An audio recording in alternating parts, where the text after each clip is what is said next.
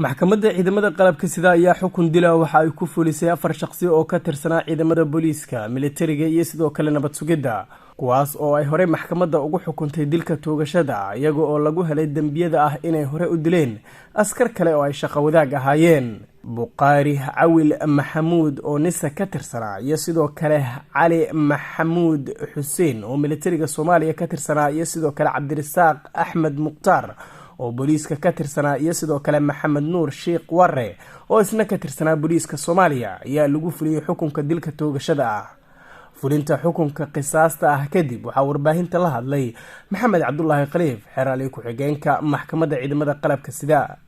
maanta oo ay taariikhdu tahay 2 bishii 2 2023 waxaa lagu wada fuliyay xukunkii qisaasta ahaa 1 Dable Bool Cabdirasaaq Axmed Muqtaar, 2 ألف لبول محمد نور شيخ ورّة، 3 2 ألف لحوق علي محمود حسين، 4 دبل النسا بخاري عويل محمود عبدي.